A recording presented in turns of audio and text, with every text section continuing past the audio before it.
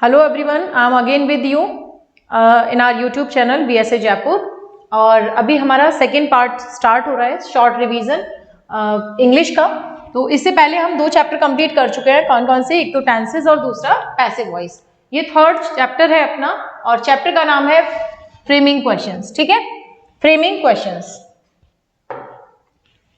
चलिए इस चैप्टर को भी शुरू करते हैं और जानते हैं कि how to frame the questions. आपको एक सेंटेंस मिलेगा और वो सेंटेंस जो रहेगा वो आंसर रहेगा एक क्वेश्चन का। उसका क्वेश्चन किस तरीके से फ्रेम करना है ये अपना मेन मोटो है। तो चलिए मैंने यहाँ पे 2 वर्ड लिख दिए, एक तो लिखा हु, हुज, एक तीसरा हुम भी लिख देती हूँ। इसी टाइप से आपको एग्जाम में कोई भी 2 या 3 वर्ड्स आएंगे, या फिर हो सकता है कि कोई भी वर्ड ना आए, आपको सीधा बोले कि कोई भी रिलेटिव प्रोनाउन ऐड कीजिए जो सुटेबल है। तो these are John's book. Answer क्या कर, तो इसके लिए क्वेश्चन क्या फ्रेम करोगे? Whose books these are, question mark. आप क्वेश्चन मार्क लगाना नहीं भूलोगे क्योंकि आप क्वेश्चन फ्रेम कर रहे हो। तो अगर आपने क्वेश्चन मार्क नहीं लगाया इसका मतलब आपका क्वेश्चन, आपका जो आपने सॉल्व किया है वो रॉन्ग कंसिडर किया जाएगा। I want a pen, second है आई वॉन्ट अ पेन। देखो बेटा, आई जो जब भी आपको ऐसा प्रोनाउन दिखेगा सेंटेंस में तो आप उसके लिए क्वेश्चन यू से करोगे। ठीक है, हमसे कोई क्वेश्चन करता है ना, व्हाट इज योर नेम, तो आंसर में हम क्या बोलते हैं? My name. ठीक है, what are you doing? I am doing this. ठीक है, तो क्वेश्चन यू से हमेशा होगा जब आपको आंसर में क्या होगा? आई दिया होगा या वी दिया होगा। तो आई वॉन्ट अ पेन, मैंने यहाँ पे एक वर्ड लिखा व्हाट और हु और हुम। इन तीनों में से कोई भी एक सुटेबल वर्ड यूज करके हमको इसका क्वेश्चन फ्रेम करना है। आई वॉन्ट अ पेन, तो आंसर रहेगा what do you want, right? What do you want and question mark आप ऐड करना ना भूले। यू क्यों ऐड हुआ? क्योंकि क्वेश्चन में यू नहीं है, यहाँ पे आपको यू विजिबल नहीं है, बट मैंने क्वेश्चन में यू यूज किया क्योंकि क्वेश्चन में यू ही यूज करोगे जब आंसर के अंदर आपको आई विजिबल होगा। सेकेंड थिंग, आप क्वेश्चन करोगे कि भाई ये डू कहाँ से आया, तो डू के लिए भी बेटा सिंपल सी चीज है। जब ये सेंटेंस आप रीड करोगे ना तो आपको समझ में आएगा कि सेंटेंस के अंदर जो वर्ब यूज हुआ है ये वर्ब है सिंपल प्रेजेंट का, और सिंपल प्रेजेंट का जो हेल्पिंग वर्ब होता है टू फ्रेम नेगेटिव और इंटेरोगेटिव सेंटेंसेस ये होता है अपना डू और डस। अब यू क्योंकि प्लूरल नंबर कंसीडर होता है तो इसके साथ में हम लोग डू यूज करेंगे। ठीक है, थर्ड क्वेश्चन पे आते हैं and question third is we will stay with our cousins. ठीक है, we will stay with our cousins. whom और whose, we have these 2 words। suitable question frame करना है अपने को। we will stay with our cousins तो करोगे with whom you। अभी फिर से देखिए क्वेश्चन में will है तो will से जब आंसर है तो आप क्वेश्चन में you यूज करोगे। with whom you will stay, with whom you will stay, that is the question we framed for the given answer। I am going with my aunt, I am going with my aunt। आपको verb दिया है, सब कुछ given है, सिर्फ क्या करना है? क्वेश्चन फ्रेम करना है। तो आप यहां भी क्या करोगे? with whom are you going, with whom are you going and question mark। यहां भी आपने जो will यूज किया है आप इस will को यहां भी लगा सकते हो। with whom will you stay? I will stay with my cousins। with whom are you going? तो I am going with my aunt। ठीक है, I went there to meet James। अब आप करोगे to whom। अब to जो word है, to जो preposition है, आप उसको 2 तरीके से 2 जगह पे यूज कर सकते हो। तो I went there to meet James, तो इसमें आप आंसर करोगे where। went है तो आंसर में क्वेश्चन में आएगा did। क्यों? क्योंकि went रिप्रेजेंट करता है किसको? सिंपल पास्ट टेंस को। सिंपल पास्ट टेंस का जब हम नेगेटिव और इंटेरोगेटिव सेंटेंस फ्रेम करते हैं तो उसमें did यूज करते हैं। where did you go, where did you go and question mark, तो आंसर रहेगा I went there to meet James। Question number 6,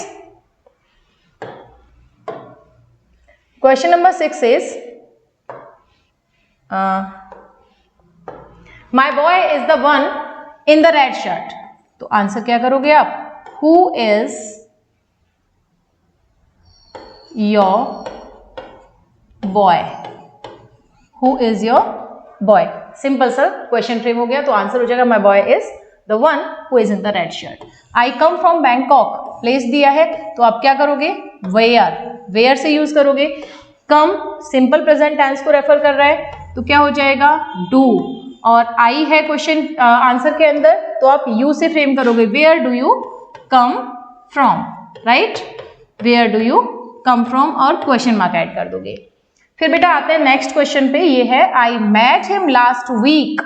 अब देखो लास्ट वीक टाइम को रिप्रेजेंट कर रहा है तो आप वैन से यूज करोगे।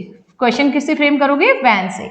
वैन मेट रिप्रेजेंट करता है सिंपल पास्ट को, और सिंपल पास्ट में नेगेटिव और इंटेरोगेटिव सेंटेंसेस बनाने के लिए हम लोग यूज करते हैं डिड को। डिड जो कि हेल्पिंग वर्ब है किसका, सिंपल पास्ट का। तो when did I met him last week, when did you meet him. अब आपका आंसर हो जाएगा I met him last week. Question रहा when did you meet him.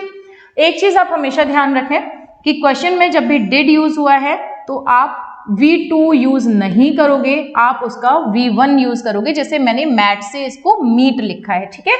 उसके बाद आते हैं this bridge is 50 feet long. This bridge is 50 feet long, यहाँ पे लेंथ बताई है तो आप इसमें करोगे how long is this bridge. एक तो हो गया ये तरीका इसको करने का, और क्वेश्चन मार्क लगा दीजिए। दूसरा आप कर सकते हो how long this bridge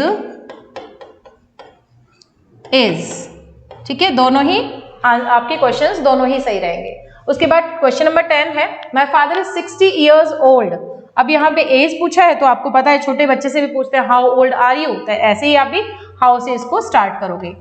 how old my father, मैंने आपको बोला है तो क्या लिखोगे आप, your father is, how old your father is. Next question 11, I have 2 brothers and 2 sisters। Number पूछा है, आप क्या करोगे, हाउ मैनी, नंबर्स के लिए how many brothers and sisters। अब हैव दिया हुआ इधर और आई है, आई से क्या करोगे आप, you have, how many brothers and sister you have, और क्वेश्चन मार्क पुट करोगे, ठीक है। उसके बाद नेक्स्ट क्वेश्चन पे आते हैं, क्वेश्चन नंबर 12। इसका आंसर देखते हैं। Mister Matthew is our headmaster, तो सिंपल है बिल्कुल, आप मिस्टर मैथ्यू के लिए बात कर रहे हो तो वहां पे हो जाएगा who is mister Matthew, right, who is mister Matthew, और क्वेश्चन मार्क ऐड करोगे तो आंसर हो जाएगा mister Matthew is our headmaster. We came to this place 5 years ago। फिर से क्या टाइम की बात हो रही है, तो टाइम की जब भी बात होती है तो हम यूज करते हैं क्या बेटा, व्हेन। प्लेस की बात होगी तो वेयर, नंबर्स की बात होगी तो हाउ मैनी, ठीक है। तो व्हेन, क्वेश्चन केम में आया है, आंसर सॉरी केम में है, तो सिंपल पास्ट से क्या हो जाएगा, डिड। व्हेन डिड, क्वेश्चन में वी है, अब सब्जेक्ट लगाते हैं तो क्या हो जाएगा, you. When did you come to this place, okay, when did you come to this place, that's all, and put a question mark at the end. Don't forget to write this punctuation. अगर आप ये भूल गए तो आपकी पूरी मेहनत बेकार है, किसी मतलब का नहीं है आपका क्वेश्चन फ्रेमिंग, ठीक है। This way we completed framing question, एक छोटा सा टॉपिक है ये। क्वेश्चन टैग भी है, वो भी हम आगे देखेंगे। चलिए नेक्स्ट चैप्टर है अपना 4th, ये है रिलेटिव प्रोनाउन।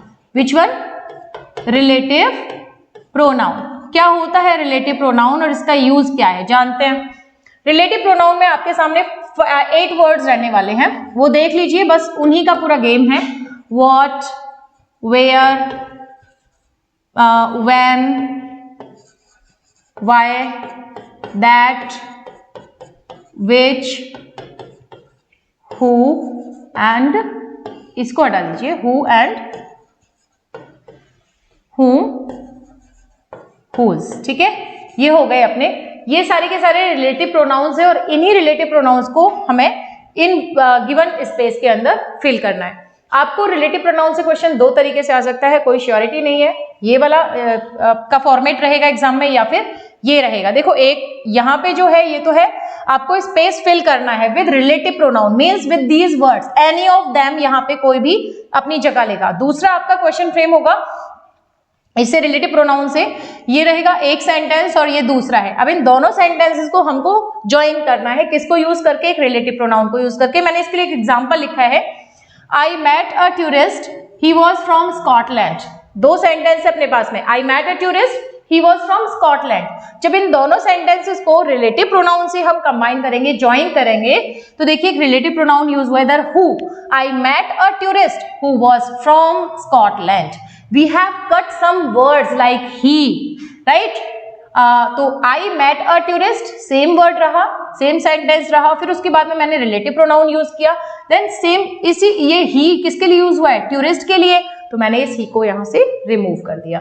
तो कुछ चीजें ऐड भी होंगी यहाँ पे, कुछ चीजें रिमूव भी होंगी, तो कंफ्यूज ना हो आप, और अगले क्वेश्चन को अपन सॉल्व करते हैं। पहले फिलअप्स वाली एक्सरसाइज लेते हैं।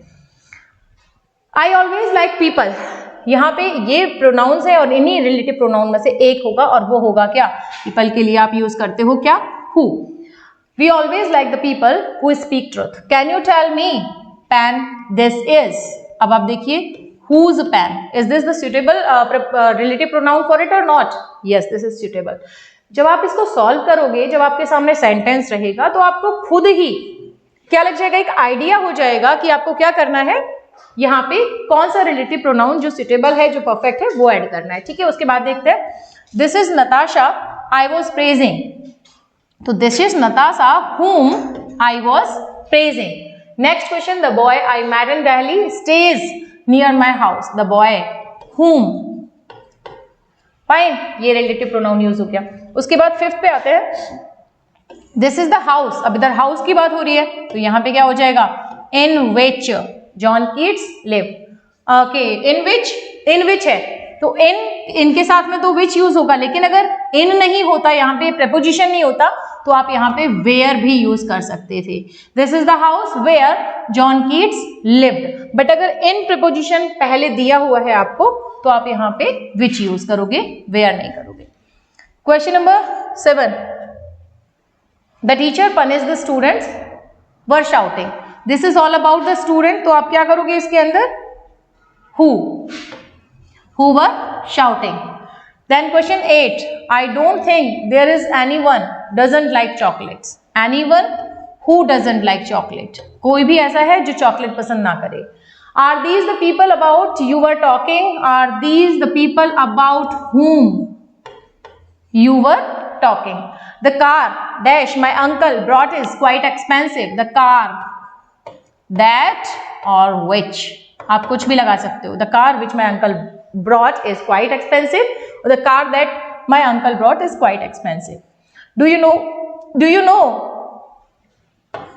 that car is parked in front of our gate? Question 12, I found documents I had been looking for.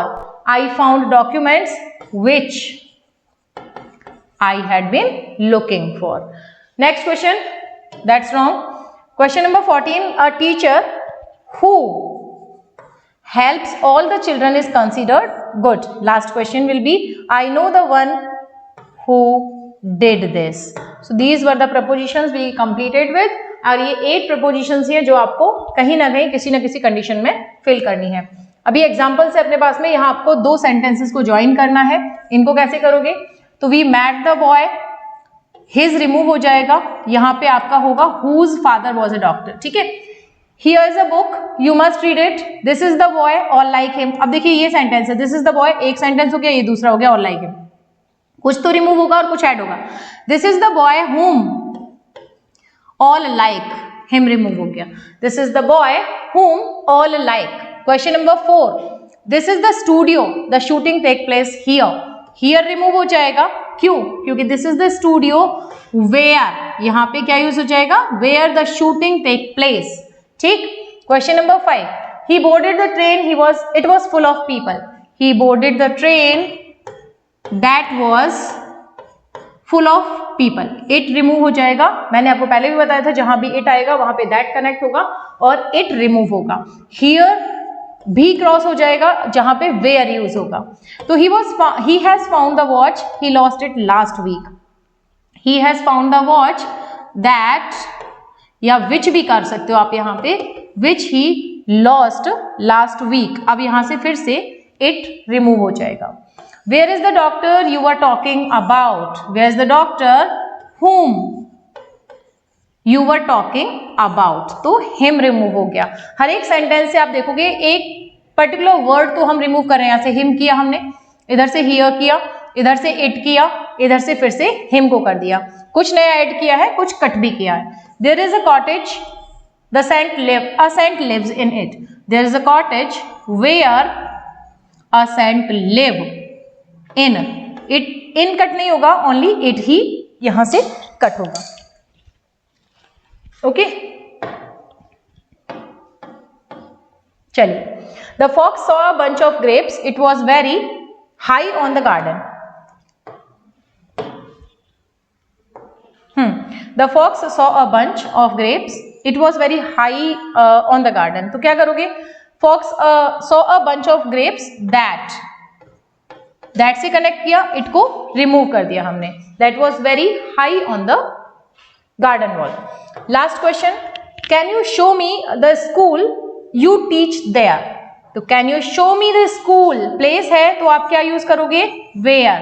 Can you show me the school where you teach, where you teach, और there भी यहां से remove हुआ। You see कि हमने हर एक sentence से कोई ना कोई वर्ड को कट किया है और अपने ऐड किया है क्या, रिलेटिव प्रोनाउन। तो जब भी रिलेटिव प्रोनाउन ऐड होगा, दो सेंटेंसेस आपके सामने होंगे, रिलेटिव प्रोनाउन ऐड होगा लेकिन उस सेंटेंस से कुछ पार्ट, कोई वर्ड कट हो जाएगा। ठीक है, कीप रिमेंबर, डोंट फॉरगेट, उस पार्ट को आप कट करना ना भूलें। अगर आपने उसको कट नहीं किया और सिंपली आपने रिलेटिव प्रोनाउन ही ऐड कर दिया है, then you will lose your marks. It's okay, so let's move further.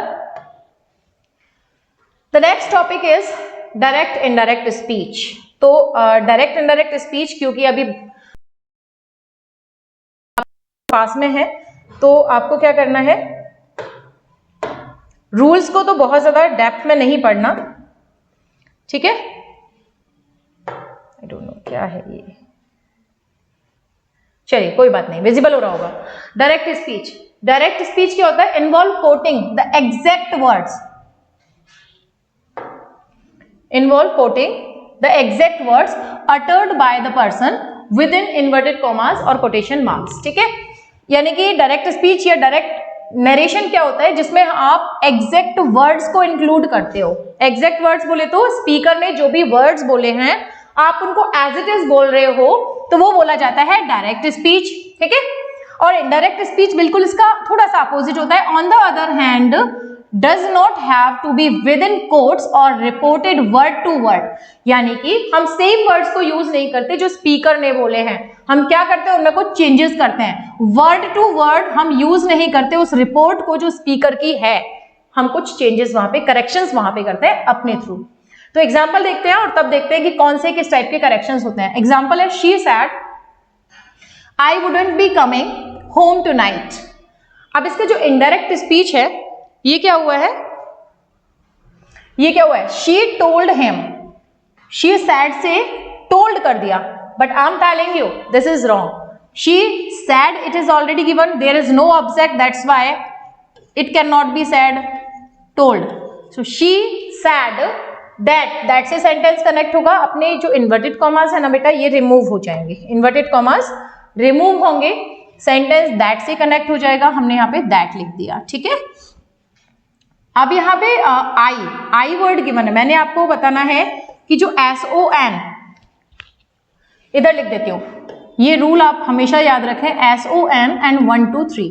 अब ये SON और 1 2 3 क्या है ये भी आपको पता होना चाहिए। Without that you can not solve the indirect speech, आप इसको कर ही नहीं सकते हो, गारंटी है, जब तक आपको ये नहीं पता क्या कि SON और 1 2 3 क्या है। तो SON का S का मीनिंग होता है सब्जेक्ट, O का मीनिंग होता है ऑब्जेक्ट, और N का मीनिंग होता है नो चेंज। ठीक, नो चेंज हो गया। अब 1 2 3 भी लिखा था मैंने इसके साथ में SON के, तो वन का मीनिंग है फर्स्ट पर्सन। पर्सन से अगर आपको पता है तो बहुत अच्छी बात है, नहीं तो आप देख लीजिए। फर्स्ट पर्सन इंक्लूड करता है आई और वी को, और आई और वी से जितने भी दूसरे प्रोनाउंस बनते हैं जैसे माय, माइन, माई सेल्फ, है ना, मी, वी से बन गया आर, अस, अवर सेल्फ्स, तो ये सब किस में आता है? फर्स्ट पर्सन में। उसके बाद सेकेंड पर्सन में सिर्फ और सिर्फ एक ही डोमिनेट करता है और वो सब प्रोनाउन होता है अपना यू। और थर्ड पर्सन के अंदर कुछ एक प्रोनाउंस हैं जैसे ही, शी, इट, एक होता है आपका दे और एनी, नेम, ये सारे आते हैं किसमें बेटे? थर्ड पर्सन में। तो हमने बात की किसकी? फर्स्ट पर्सन की, क्योंकि अब आप आई देखोगे, यहाँ पे आई यूज हुआ है। आई कौन सा पर्सन है? फर्स्ट पर्सन है। फर्स्ट पर्सन किसके अकॉर्डिंग चेंज हो रहा है बेटे? सब्जेक्ट के अकॉर्डिंग। तो सब्जेक्ट क्या है यहाँ पे? शी है, ठीक है।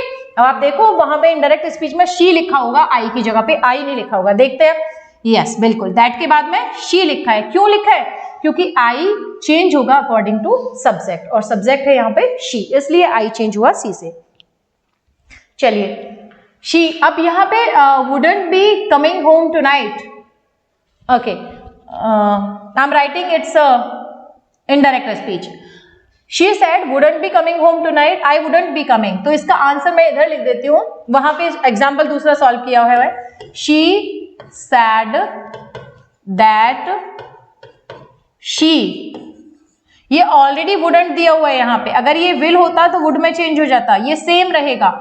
WOULD, would not be coming, future continuous है। फ्यूचर कॉन्टिन्यूअस किस में चेंज होता है? Future perfect continuous. Would not have been coming, tonight से हो जाएगा दैट नाइट। टुनाइट क्या है? एक एडवर्ब है, और एडवर्ब चेंज होते हैं। जैसे मैंने आपको बता दूं, नाउ देन से चेंज होता है ना, कम गो से चेंज होता है, हियर देयर से चेंज होता है, ठीक है। ये चेंजेस एडवर्ब के चेंजेस है और ये करने पड़ते हैं अपने को, ठीक है। तो ये बात रही किसकी? पर्सन्स की। ये रहा अपना चेंज कि आपको कैसे चेंज करना है। एस का मीनिंग क्या है, ओ का मीनिंग क्या है और एन का मीनिंग क्या है। चलिए आगे चलते हैं और इसकी एक्सरसाइज देखते हैं। थोड़े से एग्जांपल्स हैं। ही said I am fine. Said reporting verb is in past, और इन्वर्टेड कॉमास जब रिमूव होंगे तो दैट से कनेक्ट होगा। आई यहाँ पे फर्स्ट पर्सन है, मैंने अभी आपको बताया था कि ये अकॉर्डिंग टू सब्जेक्ट चेंज होता है, तो इधर ही ने प्लेस लिया। एम सिंपल प्रेजेंट है तो ये सिंपल पास्ट में कन्वर्ट हो जाएगा। And fine, he said that he was fine. Next question है, he said I have been married for 3 years। He said again reporting verb past simple में है। Have been married, have been married कौन सा tense हो गया? Present perfect, ये जाएगा past perfect, तो हो जाएगा हैड बीन मैरिड। सिर्फ यही चेंजेस करने।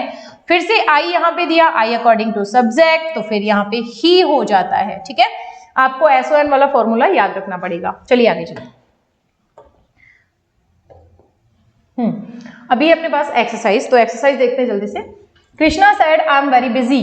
ओके, आंसर करते हैं इसको, आप करें कोशिश करने की। Krishna said, let me change the colour.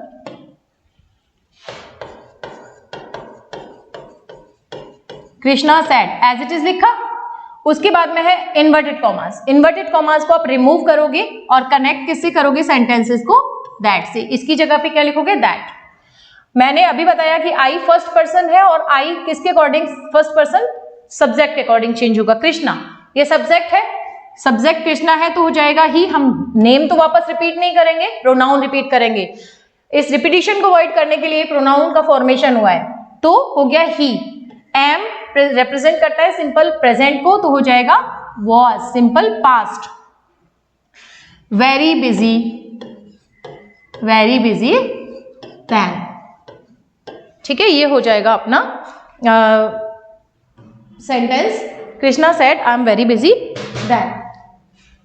Next question है, he said to me I am going home. आप क्या करने वाले हो? He said to me. अब यहाँ पे सैड नहीं है, यहाँ के जैसे सैड के बाद में टू मी भी है, यानी कि ऑब्जेक्ट भी है, तो ही टोल्ड। अभी जो सैड टू है बेटे वो रिप्लेस होगा किससे? टोल्ड से। She told me don't write he told to me, ऐसे कभी नहीं लिखा जाता, टोल्ड के बाद टू यूज नहीं होता, सेड तो पूरा का पूरा ही रिप्लेस होगा किससे, टोल्ड से। तो ही टोल्ड मी, अभी हम इन्वर्टेड कॉमास रिमूव करने वाले हैं किससे, दैट से, दैट। फिर से सेंटेंस में आई यूज हुआ है तो आप इसको करोगे फिर से ही, क्यों, क्योंकि सब्जेक्ट ही है। एम फिर से सिंपल प्रेजेंट है तो हो जाएगा was, he was going home. ठीक है, ये अपना सेकेंड क्वेश्चन कंप्लीट हो गया। अब आते हैं थर्ड पे, देखिए my teacher said it is a time to work hard. Simple है, कर लोगे आप, इसमें भी बस दैट कनेक्ट करना है, इससे वॉज बनाना है, क्योंकि इट तो थर्ड पर्सन है, वो चेंज होगा ही नहीं। फिर है she said I am unwell, same sentence, जैसे हम एम को आई एम सेम सेंटेंस रहेगा, थोड़ा सा डिफरेंट करते हैं। 5 Murari said I have pass the intermediate examination. तो आंसर क्या करोगे आप लोग, मुरारी सेड दैट, आई से क्या करोगे, ही, क्यों, क्योंकि आई फर्स्ट पर्सन है और मुरारी यहां पे सब्जेक्ट है। ही हैव प्रेजेंट परफेक्ट तो हैड हो जाएगा, had passed the intermediate examination, that's all. Next question कहता है कि he said my brother is writing letters. He said, only said है, इज राइटिंग प्रेजेंट कॉन्टिन्यूअस है तो वॉज राइटिंग में कन्वर्ट हो जाएगा, आंसर होगा my brother said, sorry he said my brother, okay question देखते हैं वापस। He said my brother is writing, तो he said that my brother, my फिर से first person, according to subject तो हिज ब्रदर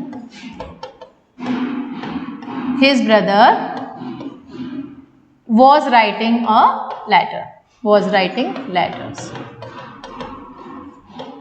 ठीक है बेटा, was writing letter, done। she said, अब इसमें कोई भी ऐसा जो थोड़ा डिफरेंट है, slow and steady wins the race, बाकी सब तो सब्जेक्ट वर्ब वाले हैं। ये देखिए father said to us slow and steady wins the race, बेटा आपको पता होगा कि ये क्या है, इडियम है, slow and steady wins the race, और एक मोरल है स्टोरी का, कौन सी, the hare and the tortoise. ठीक है, ये वाला एग्जांपल हम लोग करते हैं solve. Father said to us, तो जब भी ऐसी चीज हो, कोई एग्जांपल देके, कोई इडियम फ्रेज देके हमसे बात की गई हो, फादर क्या करते हैं, मोस्टली अपने बच्चों को एडवाइज करते हैं। तो आप क्या लिखोगे, father advised to us. Advise के बाद में टू लगाओगे, नहीं लगाओगे। अब यहाँ पे क्या करने वाले हो, slow and steady wins the race, इसको आप कनेक्ट करोगे दैट से, दैट। सिंपल सा एक छोटा सा चेंज था, आपको जब भी ऐसी चीज दी हो कुछ समझाने के लिए, कुछ बताने के लिए, तो आप उसको सैड टू को टोल्ड से रिप्लेस नहीं करोगे, आप उसको एडवाइस, सजेशन, रिक्वेस्ट, कमांड इनसे करोगे। Slow and steady wins the race, इस तरीके से आपका ये जो एग्जाम्पल है कंप्लीट हो जाएगा। ऐसे ही यहाँ पे है, The teacher said, "Truth wins the long run." Right? Truth wins in the long run. ठीक है, बहुत लंबा दौड़ना पड़ता है ट्रुथ को, और झूठ तो थोड़ी सी देर में ही क्या हो जाता है, बन के तैयार। ठीक है, तो द टीचर सैड, फिर से सेम चीज बच्चों को समझाई है। द टीचर एडवाइज्ड, ये कर सकते हो। द टीचर टॉट, ये भी कर सकते हो। द टीचर टॉट, फिर आप दैट से कनेक्ट करोगे सेंटेंस को, truth wins the long race. तो जब आपके पास में इडियम्स या फ्रेजेस होती हैं तो हम उनका टेंस चेंज नहीं करते, वो टेंस एज इट इज रहता है। तो that was the second part, fourth chapter, second part से फोर्थ चैप्टर हमने कंप्लीट कर लिया। फर्स्ट हो गया अपना टेंस कंप्लीट, सेकंड हो गया वॉइसेस, थर्ड हो गया अपना फ्रेमिंग क्वेश्चंस, ओके, और फिर अभी ये फोर्थ हो गया अपना नरेशंस। ठीक, उसके बाद में अपना जो नेक्स्ट चैप्टर रहेगा वो रहेगा अच्छा, इसके बीच में एक चैप्टर और जो हमने अभी लैप कर दिया, ये रहा रिलेटिव प्रोनाउन, ये भी हम लोग पढ़ चुके हैं। ठीक है, रिलेटिव प्रोनाउन। अब आगे हम लोग कंप्लीट करेंगे राइटिंग पार्ट, जो रहेगा आपका 13 मार्क्स का। So let's carry on. हो गया।